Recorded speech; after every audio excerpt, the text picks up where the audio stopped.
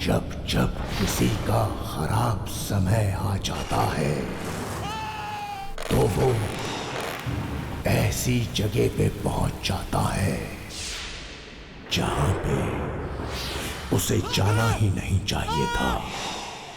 दरवाजा बंद मत करना, रात को बाहर मत निकलना। कौन सी आत्मा है यहाँ पे, क्या मानो?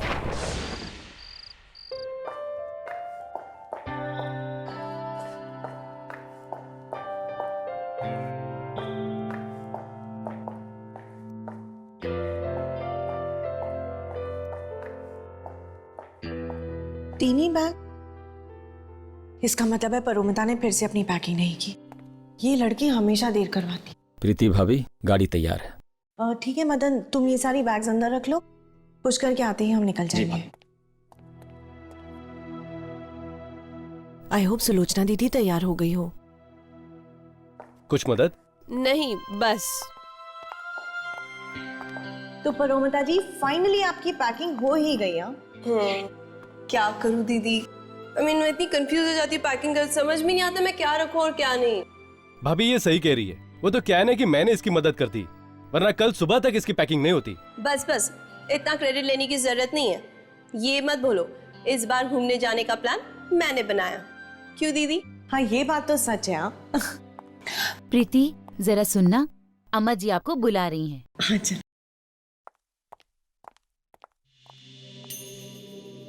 सब इंतजाम हो गया ना? बिल्कुल, मदन ने जगह भी देख ली है। क्यों मदन, काम को अंजाम देने के लिए जगह ठीक है ना? जी हाँ, चारों तरफ जंगल ही जंगल है, इंसान का तो वहां नामो निशान भी नहीं है। और वो डाक बंगला बरसों से सूना पड़ा हुआ है। हमें बिल्कुल ऐसी जगह चाहिए थी। ये अंग्रेजों के जमाने का डाक बंगला है, वहां लोग आसपास भटकते तक नहीं हैं, और अफवाहें हैं कि वहां आत्माएं वास करती हैं।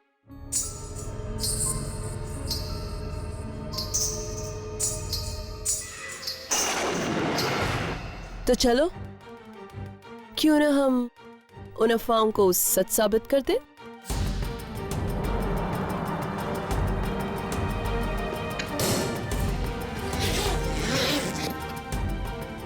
वाह परोमिता वाह, सफेद ड्रेस और घुंघरू, तुमने तो आत्मा बनने का पूरा इंतजाम कर लिया।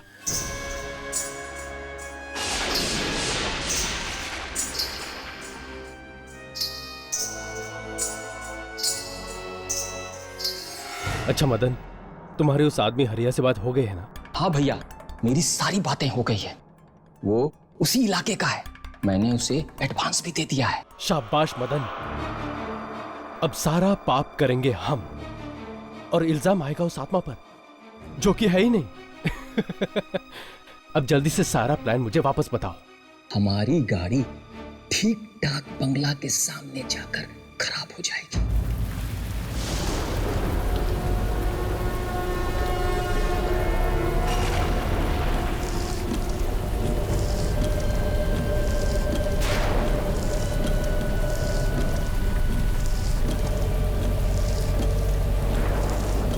कितनी जोर की बारिश हो रही है। अरे अरे क्या क्या अरे मदन, ये क्या कर रहे हो? मदन, क्या हुआ मदन? पता नहीं, देखता हूँ कुछ कर भैया। अरे क्या हो गया? एक मिनट भाभी, एक मिनट, मैं जरा देख।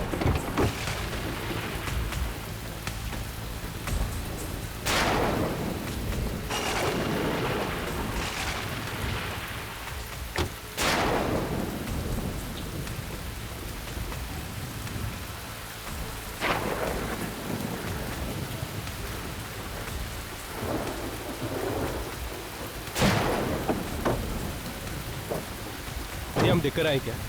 हमें देखना चाहिए।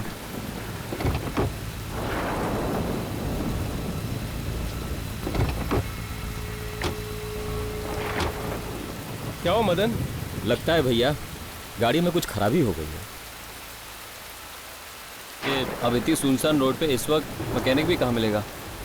नहीं भैया, यहाँ पे एक डाक बंगला है अच्छा होगा कि हम लोग चल के बात करते हैं, कहीं रहने का व्यवस्था हो जाए।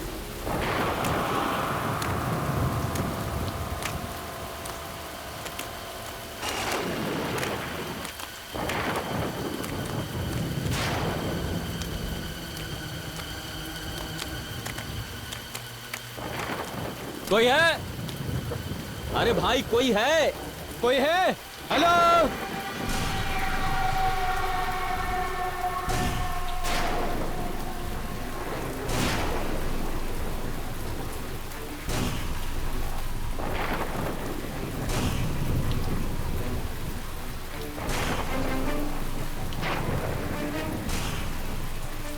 वो हमारी गाड़ी खराब हो गई है और आसपास कोई होटल भी नहीं है रहने के लिए। क्या हम आज की रात इस डाक बंगले में काट सकते हैं?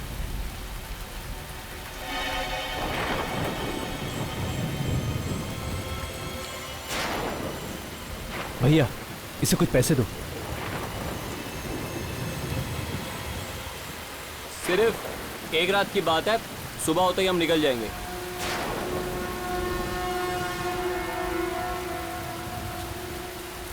ठीक है, पर क्या? आप लोगों की सुरक्षा की जिम्मेदारी मैं नहीं ले सकता। सुरक्षा? क्या यहाँ आसपास कोई डाकू वाकू है? नहीं, ये डाक खाना काफी समय से बंद पड़ा हुआ है और जो जगह काफी समय से बंद हो उस जगह पर अनजान शक्तियों का वास हो जाता है। ठीक है भाई, बस आप हम लोगों को सर छुपाने की जगह दे दीजिए। अपनी सुरक्षा का बीड़ा हम लोग खुद उठा लेंगे।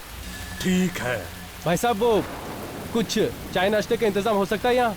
यहाँ कुछ नहीं मिल सकता, पर हाँ इस जंगल के पीछे एक बाजार है। आप लोगों की किस्मत अच्छी हुई तो वहाँ कोई दुकान खुली हुई मिल जाएगी। ठीक है भैया, मैं कुछ ना कुछ बाजार से लेकर आता हूँ। रुको, मैं भी चलता हूँ तुम्हारे साथ। इसकी कोई जरूरत नहीं है भैया। अच्छा सुनो, कुछ पैसे तो लेते जाओ। एक मिनट भैया, मैं देता हूँ। अच्छा सुनो, और वो सामान भी लेके आना। जी भैया। ओके। चलो राघव, हम गाड़ी से सामान ले आते हैं। हाँ।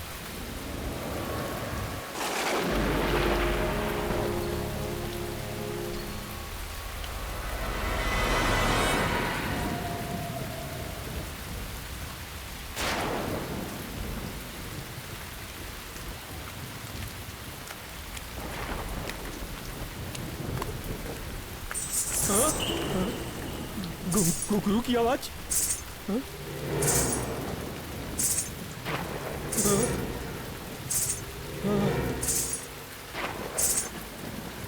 ये घुंघरू की आवाज इस जंगल में? हाँ? नहीं नहीं।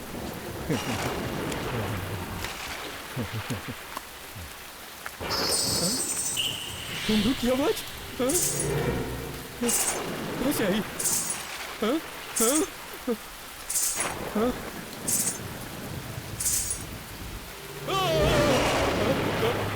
कौन हो तुम?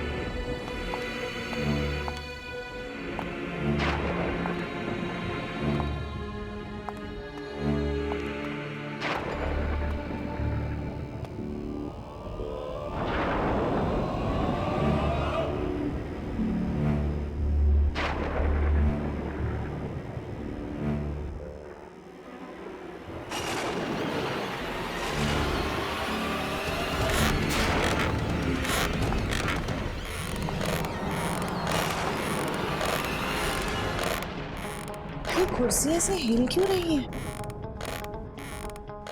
हवा से हिल गया होगा प्रीति। नहीं पुष्कर, ये तो ऐसे हिल रही है जैसे इस पर कोई बैठा हो। हाँ, शायद इस पे कोई ऐसा आदमी बैठा है जो शायद हम लोग को दिखाई नहीं दे रहा। प्लीज राघव, ऐसी बातें मत करो। मुझे बहुत डर लगता है। एक तो यहाँ पर लाइट्स भी नहीं है। भाई साहब ये लाइट्स कब तक आ जाएगी?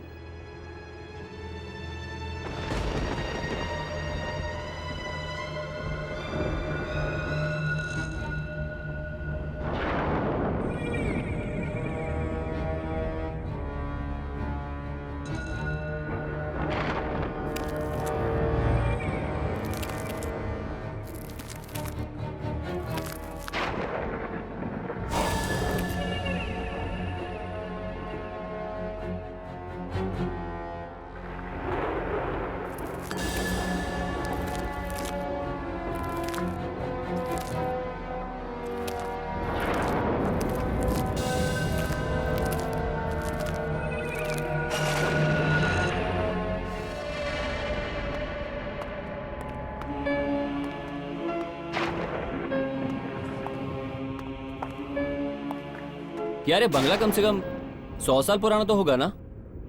हालत देखकर तो ये लगता है।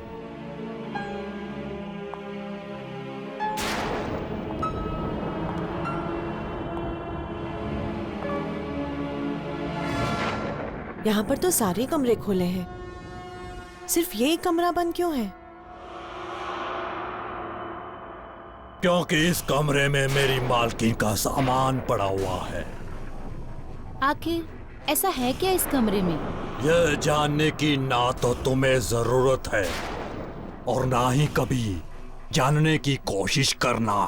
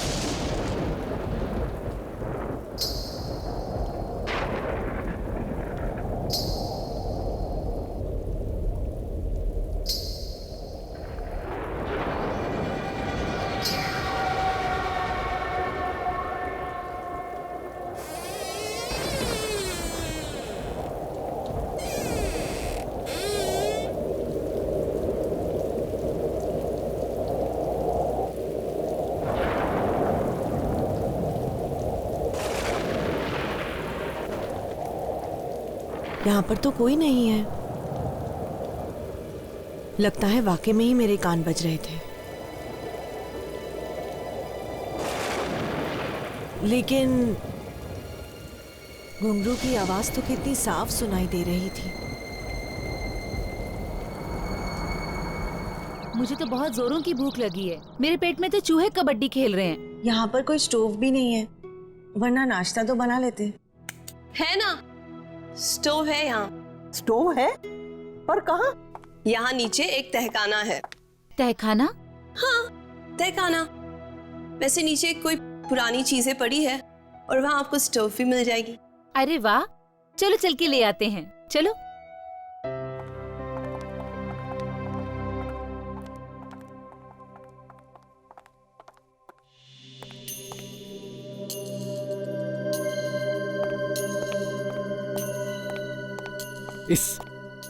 इस मदन की तो मैं खटिया खड़ी कर दूंगा। उसकी वजह से हमारा पूरा प्लान डिले हो गया और तुम्हारा वो घुंघरू पहनकर चलना भी बेकार गया। मेरा घुंघरू पहनकर चलना? हाँ, कल रात को तुम्हारा वो घुंघरू पहनकर चलना सुनकर तो मेरे पसीने छूट गए थे। ऐसा लगा था कि सचमुच की आत्मा तो नहीं आ गई। राघव, कल रात मैंने कोई घुंघरू नहीं पहने थे। क्या? ये तुम क्या कह रही हो? इनफैक्ट मैं इतनी थक गई थी, कल लेटते ही सो गई। तुम सच कह रही हो? हाँ। अगर तुम सो गए थे तो कल यहाँ घुंघरू पहनकर कौन घूम रहा था? राघव, सच में यहाँ कोई आत्मा तो नहीं है ना? नहीं, वो शायद मेरा वहम होगा। खैर मैं एक काम करता हूं, मदन को ढूंढ के आता हूं, ठीक है? जल्दी आना। हाँ।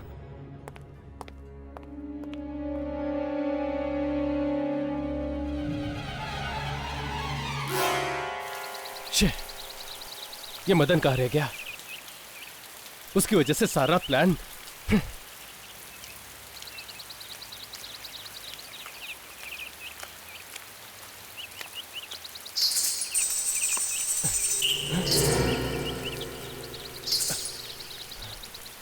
घुंघरू की आवाज? परोमिता यहां कैसे? मेरा वहम होगा।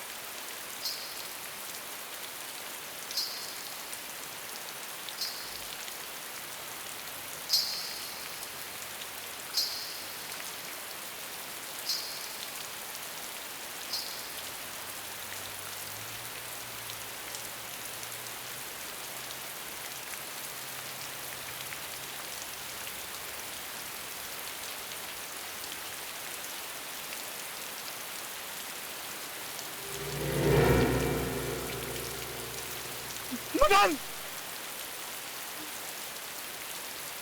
मदन!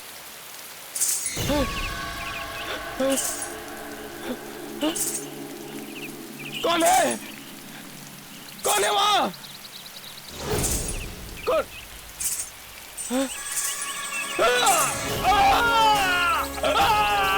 छोड़ दे मुझे! छोड़ो! कौन हो तुम? छोड़ो मुझे!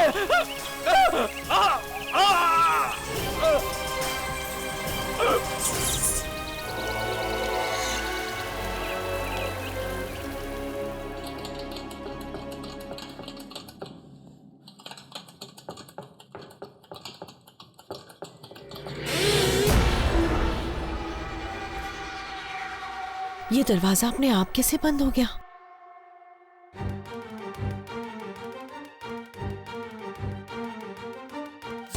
कौन है? कौन है यहाँ पर? सुलोचना दीदी, सुलोचना दीदी, मैं यहाँ बंद हो गई हूँ।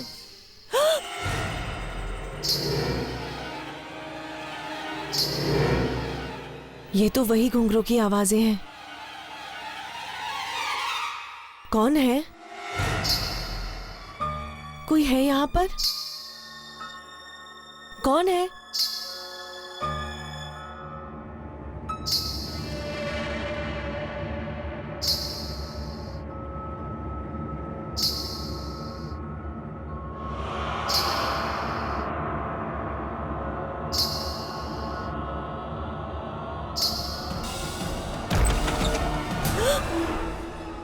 क्या हुआ? वो स्टोव जल नहीं रहा है क्या? कोई बात नहीं, चलो हम कुछ और इंतजाम करते हैं। चलो।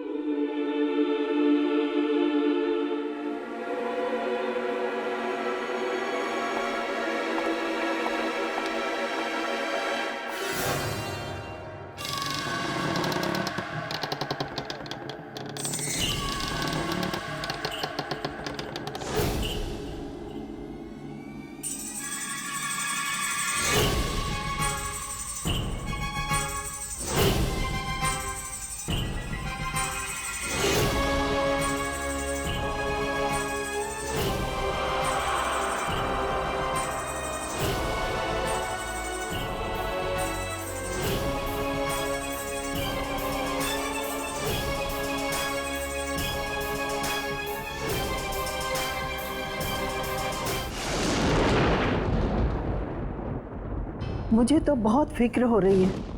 मदन तो पहले से ही गायब था और अब ये राघव अभी तक लौट कर नहीं आया। उसका फोन भी अनरीचेबल आ रहा है। यहाँ पे नेटवर्क का बहुत प्रॉब्लम है। नहीं, शायद मैकेनिक की तलाश में इधर उधर भटक रहा होगा। मैं उसे देख कर आता हूँ। पुष्कर, तुम मत जाओ। ये ठीक कह रही है। इस जंगली इलाके में रात मौत बन के आती है। सुबह ढूंढ लेना। क्या हमें अब इस बंगले में एक रात और रुकना पड़ेगा? नहीं, आप लोग आराम कीजिए, मैं आसपास पता करके आता हूँ। पुष्कर, रहने दो ना पुष्कर, बहुत रात हो चुकी है, कल सुबह देख लेंगे। मुझे जाने दो प्रीति, वैसे भी चिंता में मुझे पूरी रात नींद नहीं आएगी। पुष्कर प्लीज। मैं प्लीज थोड़ी देर में आता हूँ, प्लीज।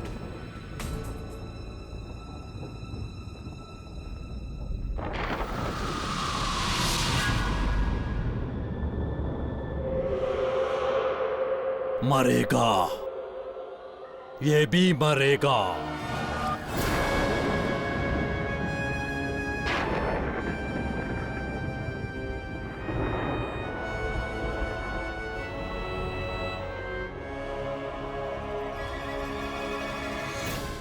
सुनिए,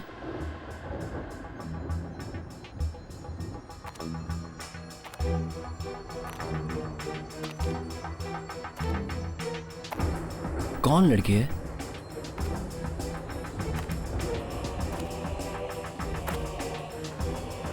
सुनिए। पुष्कर। अरोमिता, तुम?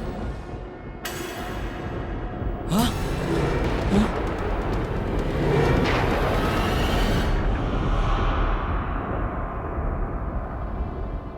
क्या हुआ? तुम इतने परेशान क्यों लग रहे हो? नहीं, वो मैंने अभी अभी किसी को यहाँ सफेद ड्रेस में देखा। तुमने किसी आत्मा को देखा? ये मजाक का वक्त नहीं है परोमिता, मैं सच कह रहा हूं। मैंने अभी भी किसी को देखा यहाँ पे। अच्छा बाबा, सॉरी, अभी तो नहीं है ना? अभी सिर्फ मैं और तुम, हम दोनों यहाँ है ना?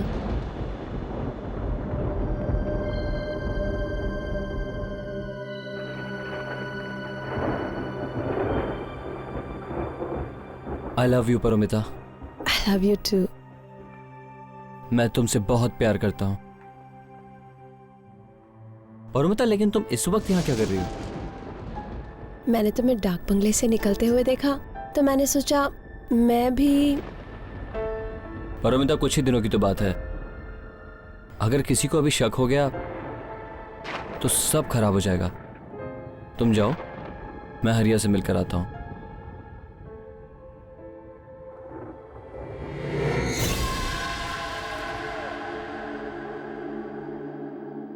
ये तो क्या कह रहा है हरिया? अगर मदन कल तेरे से नहीं मिला तो वो गया कहाँ? वो सब अपने को नहीं मालूम, पर आज रात आपका काम हो जाएगा। ठीक 2 बजे मैं उस डाक बंगले पर पहुंच जाऊंगा। ठीक है, लेकिन एक बात का ध्यान रखना, हमारा कमरा कॉरिडोर के बाईं तरफ है। आज रात अपने घर का दरवाजा खुला रखना साहब। लेकिन और तो कोई नहीं होगा वहां? तुम उसकी चिंता मत करो, मैं भी किसी बहाने से बाहर निकल जाऊंगा और घर के बाकी सभी लोग सो रहे होंगे। लेकिन हाँ, हमारा काम तो हो जाएगा ना? फिक्र मत करो साहब, आज की रात आपकी बीवी की जिंदगी की आखिरी रात होगी।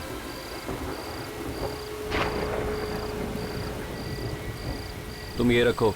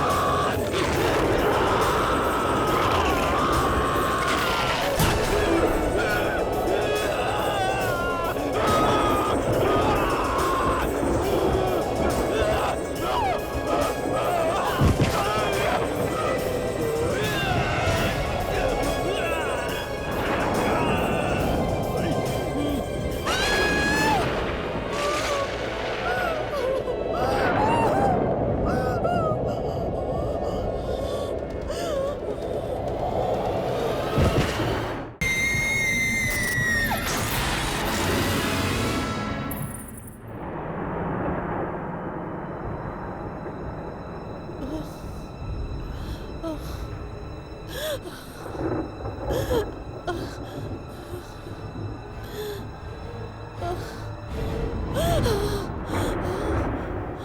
क्या हुआ प्रीति? तुम चिल्लाई क्यों? और तुम बेहोश कैसे हो गई? पुष्कर, मैंने एक बहुत ही भयानक नजारा देखा।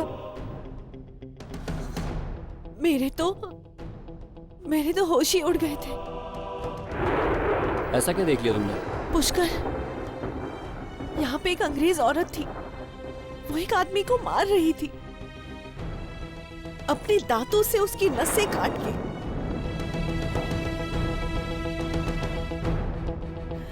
उसके सर पर हैवानियत छाई हुई थी। अंग्रेज औरत किसी को मार रही थी? ये तुम क्या कह रही हो प्रीति? जब हम सब यहाँ अभी कमरे में आए, यहाँ पे तुम्हारे अलावा और कोई नहीं था। पुष्कर, मेरी बातों का यकीन करो, मैं सच बोल रही हूँ। हो सकता है वो अभी भी यही कहीं हो और उसने वो लाश छुपा दी हो। कैसी अंग्रेज औरत प्रीति? एक तो पहले ही हम मदन और राघव की वजह से इतने परेशान हैं, तुम ये ऊपर से कैसी बहकी बहकी बातें कर रही हो? दादी, क्या आपको भी मुझ पर यकीन नहीं है? अगर मैंने ऐसा कुछ नहीं देखा होता तो फिर मैं बेहोश क्यों होती? बेटी, मैं ये तो नहीं जानती कि जो तुम कह रही हो वो सच है या तुम्हारा भ्रम है, पर इस मनहूस जगह पर हम लोग ज्यादा देर तक नहीं रुकेंगे। लेकिन दादी, जब तक मदन और राघव का पता नहीं चल जाता, हम लोग यहाँ से कैसे जा सकते हैं? देखो, हम लोग कल तक मदन और राघव का इंतजार कर लेते हैं, और अगर कल तक भी वो लोग नहीं आए तो हम लोग यहाँ से निकल चलेंगे और पुलिस को रिपोर्ट कर देंगे।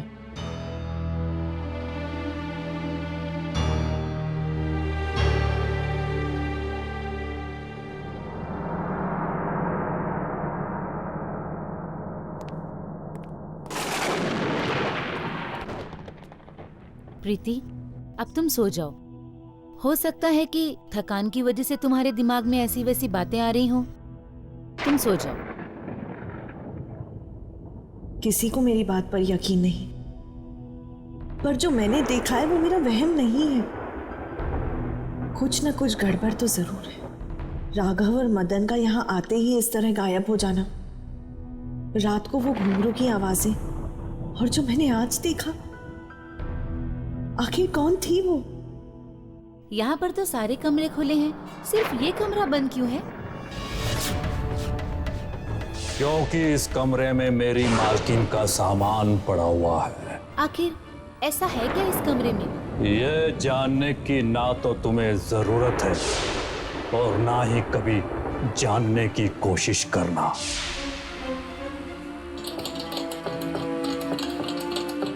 अरे ये चाबी तो देखो, आजकल की चाबियों से कितनी अलग है ना।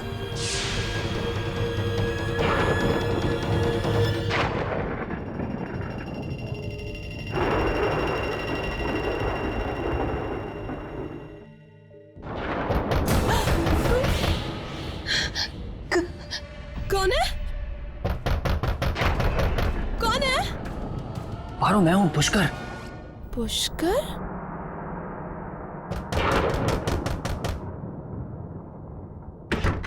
पुष्कर, तुम? इस वक्त तुम्हें किसी ने देखा तो नहीं? तुम बिल्कुल चिंता मत करो, सब सो रहे थे। अच्छा, ये हरिया कहाँ रह गया? पता नहीं कहाँ मर गया। मैंने खुद उसको पैसे देकर 2 बजे आने को कहा था, लेकिन अब तो 4 बजने वाले हैं। चीख सुनकर तो ऐसा लगा जैसा हमारा काम ही हो गया। मगर वो नागिन अब तक जिंदा है। लेकिन अब ज्यादा देर नहीं। आज की रात उसकी आखिरी रात होगी। वो कैसे? तुम बस मेरा प्लान ध्यान से सुनो। तुम वो सफेद ड्रेस और घुंघरू पहनकर उसका दरवाजा खटखटाओगी। वो दरवाजा खोलेगी, तुम कॉरिडोर वाले रास्ते से होकर बालकनी में जाना। आत्मा समझकर वो तुम्हारा पीछा करेगी, बस। और फिर तुम उसको उस वक्त बालकनी से धक्का दे देना। और फिर सब सुबह सोचेंगे कि उस आत्मा ने उसको मार डाला।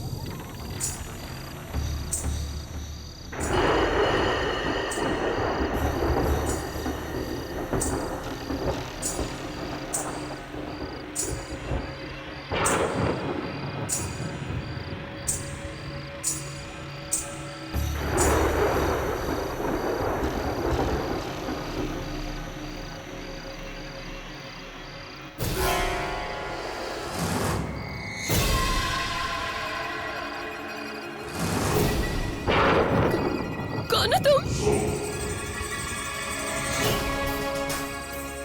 नहीं प्लीज मेरे पास नहीं आना, प्लीज मेरे पास नहीं आना, नहीं नहीं प्लीज रुको, उधर ही रुको, प्लीज नहीं, नो मुझे मारना नहीं प्लीज, नहीं नहीं प्लीज मेरी बात है।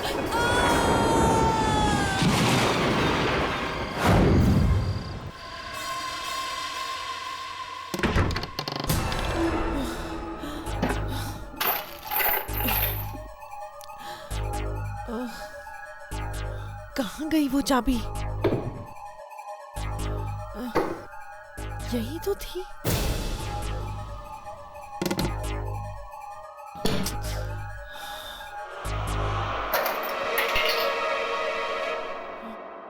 लगता है ये वही बंद दरवाजे की चाबी है।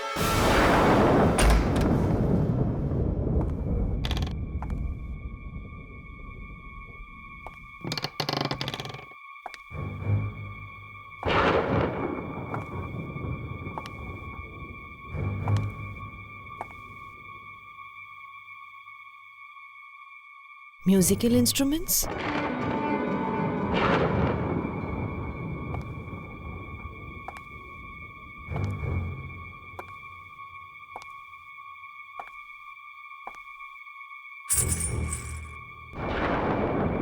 घुंघरू,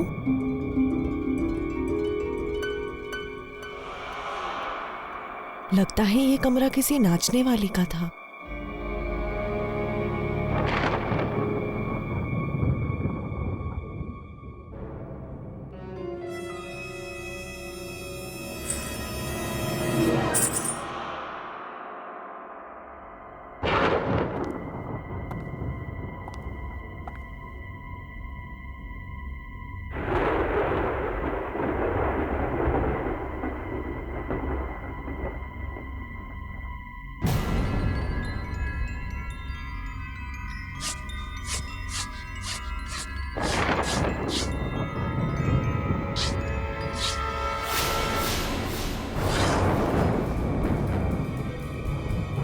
पुष्कर, वो अंग्रेज औरत के साथ 1945? 65 साल पुरानी तस्वीर। तुम्हारी हिम्मत कैसे हुई इस कमरे में आने की?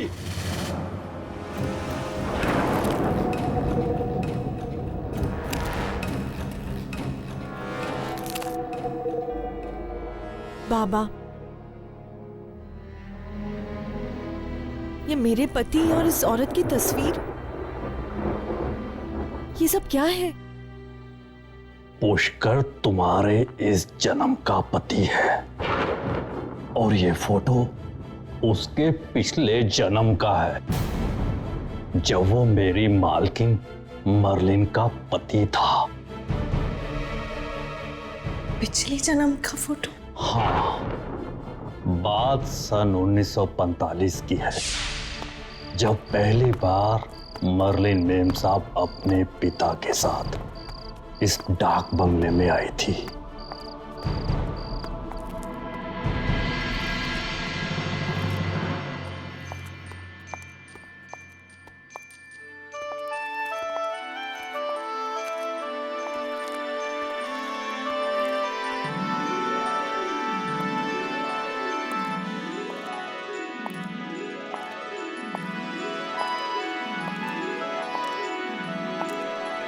कुछ ही दिनों में उन्हें हमारा देश, यहाँ के रीति रिवाज, तीज त्योहार सब इतने भागे कि वो दिल से हिंदुस्तानी बन गए। यहाँ तक कि हमारे देश के लोक नृत्य से भी वो इतना प्रभावित हुई कि उन्होंने खुद वो नृत्य एक मास्टर से सीखना शुरू कर दिया।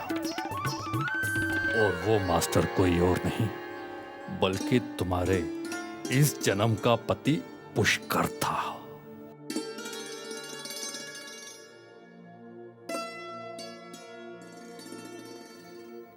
मर्लिन मेम साहब को पता भी नहीं चला कि कब वो उस मास्टर के इतने नजदीक आ गई कि उनका रिश्ता गुरु शिष्य का ना रहकर दो प्रेमियों का बन गया।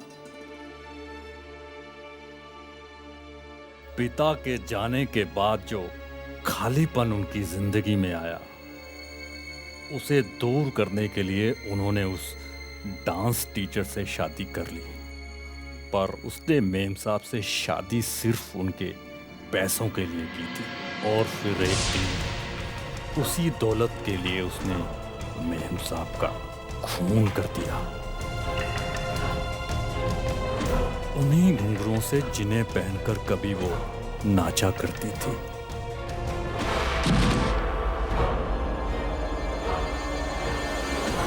तब से लेकर आज तक मर्लिन मेम साहब की आत्मा इस डाक बंगले में भटक रही थी। तब से लेकर आज तक मर्लिन मेम साहब की आत्मा इस डाक बंगले में भटक रही थी, अपनी मौत का बदला लेने के लिए। और उसने बदला लिया भी। जिस घुंघरुओं से उसने उनकी जान ली थी, एक दिन वही घुंघरू उसकी मौत का कारण भी बने।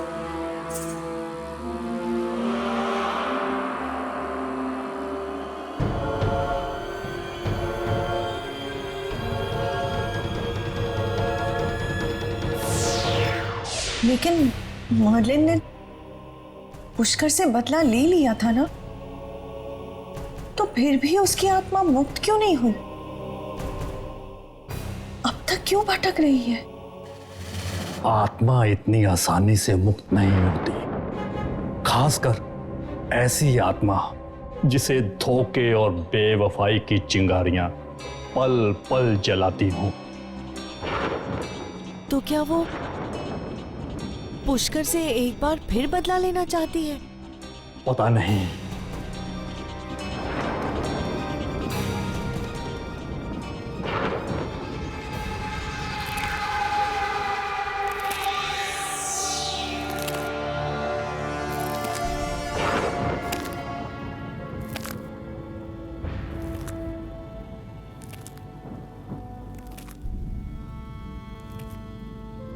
मर्लिन,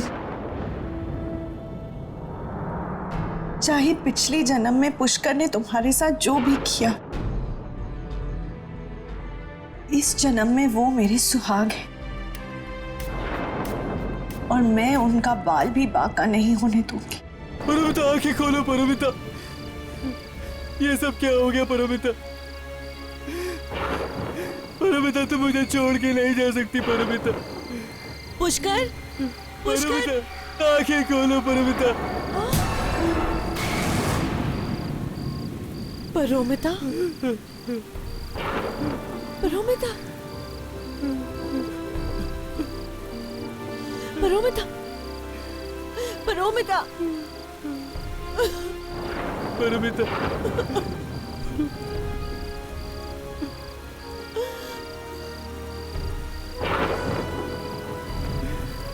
पुष्कर, मैंने तुम्हें जो वो अंग्रेज औरत के बारे में बताया था ना, वो तुम्हारे पिछले जन्म की बीवी है। उसी ने हमारी परोमिता को मार डाला। पुष्कर, हमें यहाँ से चले जाना चाहिए, इससे पहले कि वो तुम्हें भी मार दे। चलो यहाँ से भाग जाते। बकवास मत करो। परोमिता को किसी आत्मा ने नहीं बल्कि तुमने मारा है, तुमने। परोमिता को किसी आत्मा ने नहीं बल्कि तुमने मारा है, तुमने। क्या? ये तुम क्या कह रहे हो पुष्कर? हाँ, मैं सच कह रहा हूँ। भला मैं अपनी बहन को क्यों मारूंगी? क्योंकि तुम्हें हमारे प्लान के बारे में पता लग गया था। प्लान? कैसा प्लान? तुम्हें रास्ते से हटाने का प्लान। क्या? उस रात गाड़ी खराब नहीं हुई थी, बल्कि मदन ने जानबूझकर खराब करवाई थी। हमने एक खूनी को तुम्हारी सुपारी दी थी और इस डाक बंगले में तुम्हें मारने का प्लान बनाया था। और वो आत्मा और कोई नहीं, तुम्हारी अपनी बहन परोमिता है, जो तुम्हें डराने के लिए सफेद ड्रेस और घुंघरू में इस डाक बंगले में घूमा करती थी। हमने सोचा था कि वो खूनी तुम्हें मार डालेगा और सारा इल्जाम उस बेचारी आत्मा पर आ जाएगा। लेकिन तुम तो 2 कदम आगे निकली। हाँ, तुमने परोमिता को ही मार दिया। पर मुझे तुम पुष्कर, तुम मुझे क्यों मार देना चाहते थे? मैं तो तुमसे कितना प्यार करती हूँ पुष्कर। नहीं नहीं, लेकिन मैं तुमसे प्यार नहीं करता। मैं पारोमिता से प्यार करता था। तो तुमने मुझसे शादी क्यों की? तुम्हारी दौलत के लिए, क्योंकि तुम्हारे बाप ने सारी दौलत तुम्हारे नाम कर रखी थी और तुम्हारे मरने के बाद तुम्हारी सारी दौलत मेरी हो जाती और फिर मैं खुशी खुशी अपनी पारोमिता के साथ शादी कर लेता। चंद रुपयों के लिए तुम मुझे मार देना चाहते थे। मरना तो तुम्हें अब भी होगा। पारोमिता का बदला मैं तुमसे लेकर रहूंगा। पुष्कर, पुष्कर, ये तुम क्या कर रहे हो? पुष्कर, पुष्कर, पुष्कर, पुष्कर, पुष्कर।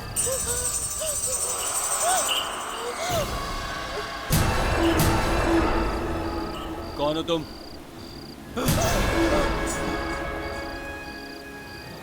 जो मर्लिन के साथ हुआ वो मैं प्रीति के साथ नहीं होने दूंगी।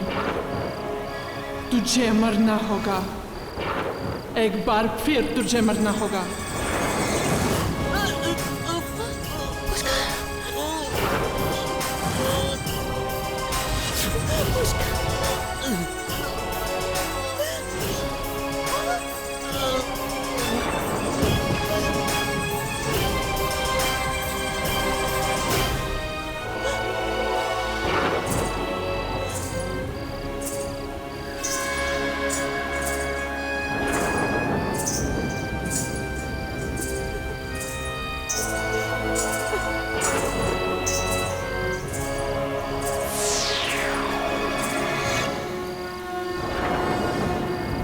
प्रीति, प्रीति, क्या हुआ? प्रीति, पुष्कर, पुष्कर, क्या हो गया पुष्कर? क्या हुआ प्रीति? मम्मा। प्रीति, प्रीति,